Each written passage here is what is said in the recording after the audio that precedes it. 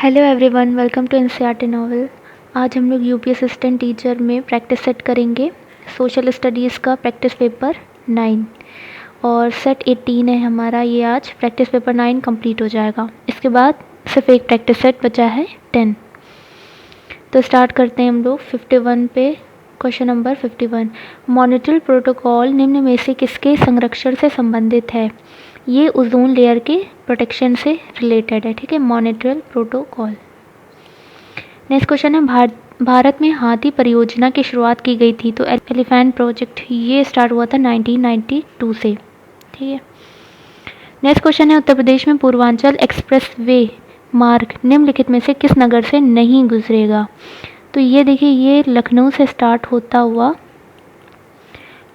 Start होकर बाराबंकी, अमेठी,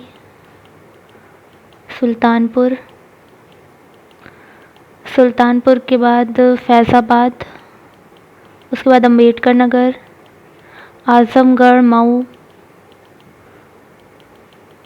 फिर ये गाज़ीपुर। ठीक है, ये किससे नहीं गुजरेगा? ये बस्ती से नहीं गुजरेगा। ठीक है, ये इसका कुछ रूट है, इसको एक बार रीड कर लीजिएगा। नेक्स्ट क्वेश्चन है, निम्नलिखित में से कौन सी गैस समूह ग्रीन हाउस प्रभाव में योगदान देता है? Ammonia, ozone, carbon monoxide, sulphur dioxide, carbon tetrafluoride, nitrous oxide, carbon dioxide और मीथेन। तो देखिए, इसका कार्बन डाइऑक्साइड और मीथेन इसका राइट हो जाएगा। सबसे ज़्यादा जो इफेक्ट देता है वो कार्बन डाइऑक्साइड और मीथेन देता है। यहाँ पर कार्बन टेट्राफ्लोराइड और नाइट्रस ऑक्साइड भी इसका ग्रीन हाउस इफेक्ट में आता है, लेकिन ये काफ़ी कम जो है ये इफेक्ट डालता है, इसलिए इसको नहीं लेंगे, कार्बन डाइऑक्साइड और मीथेन को लेंगे। नेक्स्ट क्वेश्चन है, यमुना एक्सप्रेस वे है, ये ग्रेटर नोएडा से आगरा तक है। यमुना एक्सप्रेस वे, ठीक है, ग्रेटर नोएडा से आगरा तक। नेक्स्ट क्वेश्चन है, मोटर वाहनों से निकलने वाली निम्न में से कौन सी एक मुख्य प्रदूषक है, यानी कि मेन पॉल्यूटेंट क्या है? तो वो है कार्बन मोनोऑक्साइड। 56 का बी, मेन पॉल्यूटेंट ये कार्बन मोनोऑक्साइड है। नेक्स्ट क्वेश्चन है, निम्नलिखित में से किस शहर में जैव प्रौद्योगिकी पार्क स्थित है, यानी कि बायोटेक्नोलॉजी पार्क है? लखनऊ में। नेक्स्ट है, कौन सा एक सही सुमेलित नहीं है? ताला उद्योग अलीगढ़ है, कालीन भदोही सही है, चूड़ी उद्योग शाहजहांपुर ये रॉन्ग है क्योंकि ये है फिरोज़ाबाद।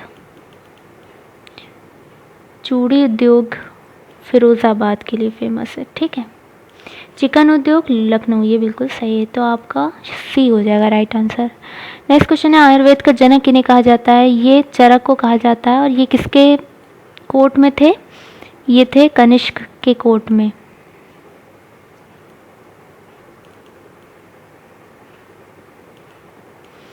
आयुर्वेद का जनक। नेक्स्ट क्वेश्चन है, कौन सी दो सभ्यताओं ने गांधार कला शैली की रचना में सहायता प्रदान की? गांधार कला शैली जो है वो दो सभ्यताओं में आता है, कॉम्बिनेशन इंडिया और यूनानी। ठीक है, भारतीय और यूनानी। नेक्स्ट क्वेश्चन है, मानव द्वारा सर्वप्रथम किस धातु का उपयोग किया गया? किस मेटल का यूज़ किया गया? सबसे पहले कॉपर का यूज़ किया गया, तांबा हो जाएगा राइट। नेक्स्ट क्वेश्चन है, ऋग्वेद में वर्णित देवताओं में से सबसे प्रमुख देवता कौन थे? इंद्र थे। इसमें इंद्र भगवान का जिक्र बहुत आया है और पुरंदर की संज्ञा दी गई है इसमें। ये बोलते हैं पुरंदर की संज्ञा किस भगवान से रिलेटेड है, तो वो इंद्र हो जाएगा।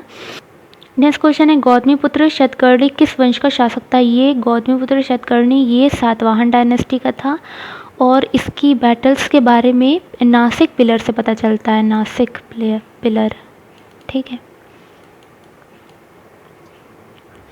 लोकतंत्र के दो रूप कौन से हैं? प्रत्यक्ष और अप्रत्यक्ष, यानी कि डायरेक्ट और इनडायरेक्ट। नेक्स्ट क्वेश्चन है, किसने बड़े पैमाने पर स्वर्ण मुद्रा सोने की मोहर चलाई थी? बड़े पैमाने पर चलाई थी किसने? कुषाण शासकों ने। और इसी में एक नाम आता है विम कटफिसस, उसने उसके टाइम से सोने के सिक्के शुरू हुए थे। कटफिसस याद रखिएगा, विम कटफिसस। नेक्स्ट क्वेश्चन है, नैनार किससे संबंधित हैं? ये शैव संप्रदाय से संबंधित है, नैनार शैव संप्रदाय से। नेक्स्ट है, गंगों की प्रथम राजधानी थी, जो पहली राजधानी थी वो थी कोलर, गंग डायनेस्टी की अगर हम बात करें तो, और सेकंड थी तलक्काडू। ठीक है, फर्स्ट कोलर थी और सेकंड तलक्काडू थी। तिरुपति मंदिर अवस्थित है, ये आंध्र प्रदेश में है। ये आंध्र प्रदेश में है। वहाँ पर 7 हिल्स हैं, 7 पहाड़ियाँ हैं, उनका पूरा ग्रुप है। वहाँ पर टॉप में ये मंदिर है, तिरुपति मंदिर, बहुत फेमस है ये आंध्र प्रदेश में। नेक्स्ट क्वेश्चन है हर्षवर्धन द्वारा रचित नाटक है। हर्षवर्धन की कुछ फेमस है जो पूछी जाती हैं, जैसे प्रियदर्शिका, रत्नावली और नागानंद। ठीक है, तो ये 3 बहुत पूछी जाती हैं, इसमें से रत्नावली राइट हो जाएगा। ये हर्षवर्धन की है। नेक्स्ट है टीपू सुल्तान की मृत्यु 1799 में किस युद्ध में हुई थी? तो जो 4th बैटल हुई थी, इसी में इनकी डेथ हो गई थी, श्रीरंगपट्टनम को बचाते बचाते। तो याद रखिएगा इसे। और इस टाइम लॉर्ड वेलेस्ली था, लॉर्ड वेलेस्ली था। 4th एंग्लो मैसूर थी। नेक्स्ट क्वेश्चन है ईसा पूर्व 2वीं सदी में कागज़ बनाने की कला किसने खोजा था? जो कागज़ बनाने की कला खोजा था वो चीनियों ने खोजा था। ठीक है। नेक्स्ट है न्याय की चेन किसने स्थापित किया था? न्याय की चेन ये जहांगीर ने स्थापित किया था। जो नेक्स्ट क्वेश्चन है निम्नलिखित में से कौन सा कर भारत सरकार द्वारा नहीं लिया जाता, यानी कि गवर्नमेंट ऑफ इंडिया के थ्रू कौन सा टैक्स नहीं लिया जाता है? वो है टोल टैक्स। टोल टैक्स जो होता है वो स्टेट गवर्नमेंट लेती है। बाकी एजुकेशन, सेवा कर, सीमा कर, ये सारे जो टैक्सेस होते हैं ये गवर्नमेंट ऑफ इंडिया के थ्रू लिया जाता है, ये स्टेट गवर्नमेंट के थ्रू लिया जाता है टोल टैक्स। गुरु गोविंद सिंह थे सिखों के 10वें और अंतिम गुरु, सिखों की आंतरिक काउंसिल खालसा के संस्थापक, दशम ग्रंथ के रचयिता। ये सारे ही सही हैं, तो ऑप्शन नंबर डी सही हो जाएगा। नेक्स्ट क्वेश्चन है यहाँ पर मैचिंग करनी है। रॉबर्ट क्लाइव, बंगाल में डुअल सिस्टम आ गया था। ठीक है, बंगाल में डुअल सिस्टम आया था, बंगाल में द्वैत शासन। विलियम बेंटिक, इसके टाइम पे एजुकेशन में काफ़ी रिफॉर्म्स आए थे, तो वो अंग्रेज़ी शिक्षा आ जाएगी, विलियम बेंटिक। चार्ल्स मेटकाफ, इसके टाइम पे प्रेस, ये जो प्रतिबंध आए थे ये सब हटे थे। लॉर्ड कर्जन के टाइम बंगाल का डिवीज़न हो गया था, बंगाल डिवीज़न, लॉर्ड कर्जन। ठीक है, तो यहाँ से आप इसको मैच करा लिएगा। नेक्स्ट क्वेश्चन है शिवाजी के शासनकाल में चौथ क्या था? देखिए, चौथ और सरदेशमुखी ये 2 टाइप के टैक्स थे जो कि शिवाजी के मेन इनकम के सोर्सेस थे। तो यही कहेंगे, एक क्या है, एक कर है, यानी कि एक टाइप का टैक्स है। चौथ और सरदेशमुखी ये 2 बहुत फेमस थे। नेक्स्ट है अंग्रेज़ों ने भारत में अपना सबसे पहला कारखाना किस जगह पे स्थापित किया था? गुजरात में, सूरत में स्थापित किया था, क्योंकि यहाँ से उधर यूरोप साइड जो है ट्रांसपोर्ट बहुत आसानी होती थी, इसलिए ये वाला एरिया इन्होंने चुना था, यहाँ पर बनाया था कारखाना। कब बनाया था? 1613 में। क्वेश्चन है एंग्लो मराठा युद्ध में मराठाओं की हार का कारण था। एंग्लो मराठा जो हुए वो 3 हुए हैं टोटल, और इसमें मराठाओं की हार की वजह इन्होंने बताई है योग्य नेतृत्व की कमी, मतलब कि जो उसको नेतृत्व करता है किसी भी बैटल को, उसकी कमी थी, तो ये सही है। सैनिक दुर्बलता, ये भी सही है। अंग्रेज़ों की ताकत का सही अनुमान करने में विफलता, सामने वाले की ताकत का सही जो है आइडिया नहीं था, ये इस वजह से भी ये वजह बना। उपयुक्त सभी, option number D is right. Next है भारत में गुलाम वंश का संस्थापक कौन था? स्लेव डायनेस्टी जो स्टार्ट होती है कुतुबुद्दीन ऐबक से स्टार्ट होती है, और ये कौन था? मोहम्मद गौरी का गुलाम था, स्लेव था। नेक्स्ट है, इसमें मैचिंग करनी है, लॉर्ड ऑकलैंड। इसके टाइम पे क्या हुआ था कि जो न्यायालय था वहाँ पर फारसी लिपि को हटाकर उर्दू लाई गई थी वहाँ पर, कि उर्दू लैंग्वेज यूज़ होगी। न्यायालय से फारसी लिपि की समाप्ति हो गया। मिंटो प्रथम, ये था रणजीत सिंह के साथ जब संधि हुई है, अमृतसर की संधि, तो मिंटो प्रथम था। एलन बरो, ये एंग्लो अफगान जब हुआ है उसके बाद, उसकी बैटल के बाद ये ट्रीटी हुई थी, सिंध का विलय। डलहौजी, तो ये PWD डिपार्टमेंट आया था, पब्लिक वर्क्स डिपार्टमेंट बना था डलहौजी के टाइम पे, तो यहाँ से आप इससे मैच करा लीजिएगा। नेक्स्ट क्वेश्चन है 1919 ईस्वी में गांधी जी ने सत्याग्रह सभा का आयोजन निम्न में से किसके विरोध में किया था? तो गांधी जी ने सत्याग्रह सभा का आयोजन जो किया था 1919 में, ये रोलेट एक्ट के अगेंस्ट किया था। ठीक है, काला कानून जिसे कहा जाता है, रोलेट एक्ट, इसके अगेंस्ट में किया था। नेक्स्ट है आराम हराम है, ये प्रसिद्ध कथन किससे संबंधित है? जवाहरलाल नेहरू से संबंधित है। नेक्स्ट क्वेश्चन है निम्नलिखित में से कौन गांधीवादी विचारधारा के अग्रणी प्रतिपादक थे? विनोबा भावे थे, ये इनकी विचारधारा के अग्रणी प्रतिपादक थे, और इन्होंने व्यक्तिगत सत्याग्रह भी किया था। 1951 में भूदान आंदोलन का नाम आता है, तो मैच कराने को आता है तो वहाँ पर विनोबा भावे का नाम आता है। ठीक है, भूदान आंदोलन 1951, विनोबा भावे याद रखिएगा। नेक्स्ट क्वेश्चन है चर्चित पुस्तक लाइफ डिवाइन ये किस महान पुरुष द्वारा लिखी गई? तो ये अरविंद घोष के थ्रू लिखी गई है, लाइफ डिवाइन। नेक्स्ट है, यहाँ पर मैचिंग करनी है, एस.सी. बोस ये कांग्रेस के रेडिकल अध्यक्ष थे, उग्र विचारधारा के कहलाते हैं। 38 और 39 आईएनसी की अध्यक्षता इन्होंने की थी। त्रिपुरी हरिपुरा अधिवेशन याद होगा। उसके बाद फिर ये वहाँ से क्या कहते हैं, त्यागपत्र दे देते हैं, रिटायरमेंट ले लेते हैं। जवाहरलाल नेहरू ये कांग्रेस के लाहौर अधिवेशन में पूर्ण स्वराज प्रस्ताव इन्होंने किया था। 1929 का जो आईएनसी सेशन हुआ था, लाहौर अधिवेशन, उसमें इन्होंने पूर्ण स्वराज प्रस्ताव रखा था। अब्दुल गफ्फार खान ये इन्होंने वेस्टर्न इंडिया में लाल कुर्ती आंदोलन जो है चलाया था। और सरदार पटेल ये बारदोली आंदोलन से रिलेटेड है।